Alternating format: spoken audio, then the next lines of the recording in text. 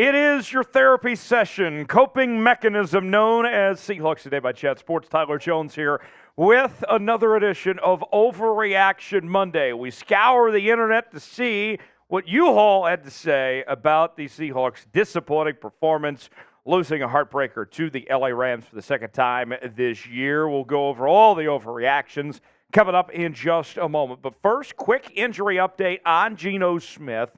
We found out from Seahawks head coach Pete Carroll that Smith suffered a bruised right tricep. His status for Thursday Night Football against the San Francisco 49ers remains uncertain at this point in time. As we get more updates, we will continue to let you know here on the channel. If you still believe in this Seahawks team, want to show them your support, let's hear it. Spam S in the comment section for your Seattle Seahawks. Let's show them some love, and we'll get started with today's show.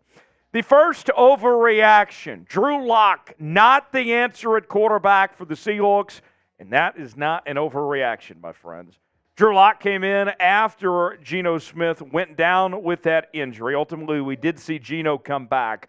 But I got to tell you, for all you blogger boys and naysayers and all of them that have been saying the last few weeks that it was time to bench Geno and play Drew Lock and all this, I mean, you can just shut the hell up now, okay? Let's be real with y'all. Anyone that said that, if you still, after today, are sitting here saying that Drew Lock should start over Geno Smith, you don't know ball. Simple as that. Drew Lock, I know it's a small sample size, but, man, was this guy just awful yesterday.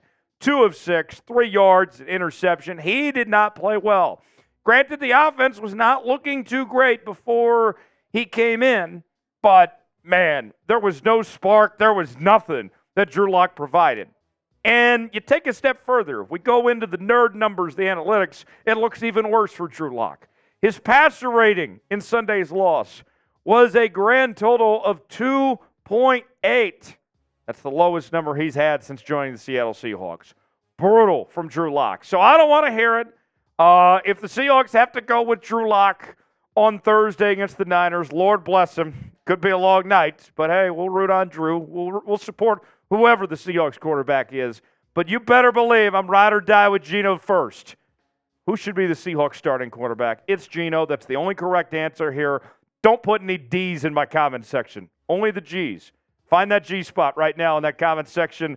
Type G for Geno. Type D for Drew Lock if you're feeling that way. Our pinned comment today, let us know what you think. Number 2 on our Overreaction Monday, the pass rush. Inconsistent, not an overreaction. That is also very accurate for the Seahawks. I was disappointed. I mean, we've seen this team take some huge steps the right direction over the last few weeks. Boye Mafe had 7 straight games with a sack. And with what you did to bring in Leonard Williams and Frank Clark, all this money you spent on pass rushers.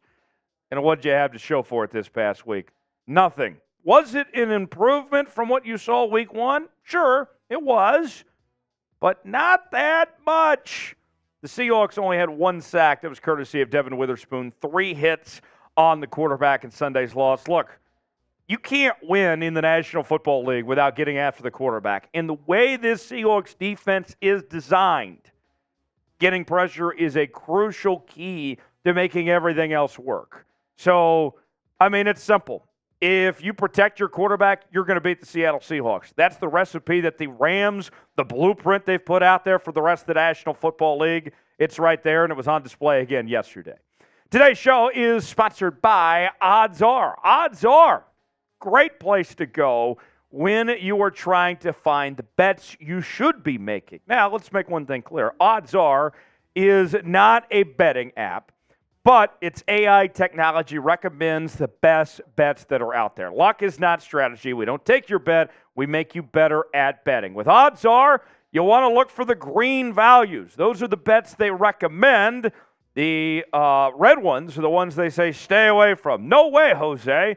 They said take the Rams to win on the money line. Unfortunately, that did work out. Some of the other wagers that they recommended, as you can see, they had the Chicago Bears covering against the Lions. Although the Bears did collapse in that game, they did cover. So you can see Odds Are had a pretty good weekend, and you can have a good weekend next week with OddsR as well. Go to oddsr.com/NFL Daily. We will give you a 30-day free trial to check it out and see if you like it or not. The link is in the comments and the description of today's video. oddsr.com/NFL Daily to check it out today. Number 3 on Overreaction Monday, another non-overreaction. This team is undisciplined.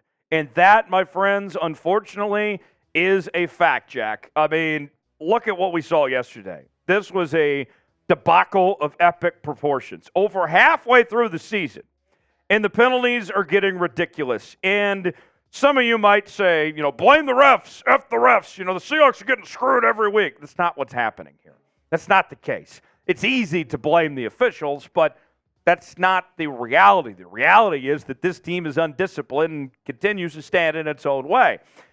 In yesterday's loss, the Seahawks get called for a grand total of 12 penalties for 130 yards. And that costly penalty that Rick Wollen had on that 3rd and 15 that gave the Rams great field position for them to get the go-ahead score, I mean, that was painful. That was one of a number of plays. And it's been an unfortunate ongoing trend all season for the Seattle Seahawks on the penalty front. So far, they are last in the league in penalties per play. Last in the league in penalties per game. Last in the league in penalty yards per game. What the hell? Clean up the laundry. This is not week 1. This isn't the preseason. Get it together. My goodness. This has got to clean up by now. I would be okay with these statistics if you told me, yeah, it's week 3 of the preseason. Or even if it was week 2 of the regular season, I can live with that. Just still working some things out. But we're at week 11 now. This is just inexcusable at this point. So this is what I'm losing sleep over at night is these penalty problems because it's just unacceptable, unexcusable. For more Seahawks coverage, join us here on the channel each and every day. We surpassed 44,500 subscribers on our watch party yesterday. Now our next milestone going for 45,000 subscribers on the channel. For more Seattle Seahawks news and rumors, watch parties, live shows, and more, subscribe to the channel for free. Doesn't cost you a thing. What are you waiting for? Hit that sub button. Join the family each and every day here on Seahawks Today. Number 4 on Overreaction Monday. This one, actually, I was looking at Dan Graziano of ESPN, and he was asking, is the NFC West race over? To that, I would tell you, not quite anyway. It's not over yet. The Niners haven't won the division, but I will say it can be over if the Seahawks lose on Thursday night against San Francisco at home. That is a must-win game if you want to win this division at this point. Here's where you're at heading into this home stretch. Remember, it's not just San Fran this week, but then after that, you take on Dallas, then San Fran again, then Philly, Tennessee, Pittsburgh, Arizona, so on. You cannot fall 2 games back in the standings here. You have to win this one to get even keel with San Francisco and then figure everything else from there. But at least for this week, this is a game you have to win. Doesn't mean that you're out of the playoff picture if you lose this one. All of a sudden then, you're looking at potentially that 7 seed, kind of tied with Minnesota there for that spot. You still have a big gap to teams like Green Bay and the Rams and Atlanta and Tampa Bay. Seattle's still in a very good spot when it comes to making the postseason, but we want a division title here. That's what the number 1 goal for the Seahawks team. Step 1 for this group in 2023 was win the division.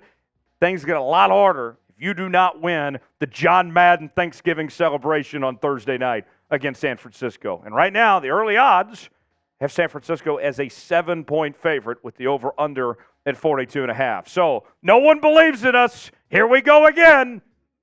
Get the job done. Got to win this week if you're going to win the division title. Who wins the NFC West? You can be real with me for a second. If you think it's San Francisco, I won't hate you. If you think it's Seattle, let me know in the comment section. C for Seattle, SF for 49ers. Weigh in that comment section and tell me what you think.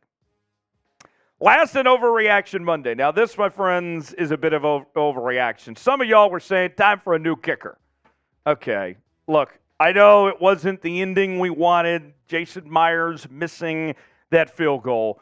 But it was a 55-yarder after He's had these game-winning kicks and these great moments this year. He's done his job. If we're going to be frank, Jason Myers should not have had to be put into that position to win this game with a 55-yarder in the closing seconds there. The Seahawks had plenty of opportunities to win this one. I'm not going to hold it against Jason Myers for what happened there. Jason Myers has had a very good season. He's been very clutch for this Seahawks team. And even on that final drive, some of the play calling and decision-making, I thought they could have gotten some more yards and set up a better field goal than some of the decisions that they made there. So I'm not going to hold it against Jason Myers for what happened in those closing seconds. It was unfortunate, but when we look back on the blame game of why the Seahawks lost, Jason Myers isn't A, B, C, or D the reason why that they didn't get this job done. Who is the most to blame for the Seahawks loss? Let's play the blame game here. Are you going with Drew, or are you going with the coaching staff? Who is it? Weigh in that comment section. Tell me who is the most to blame. Thanks for joining us here on this edition of Seahawks Today. For more Seahawks coverage, stay tuned to the channel. Subscribe now for free, and we'll see you next time.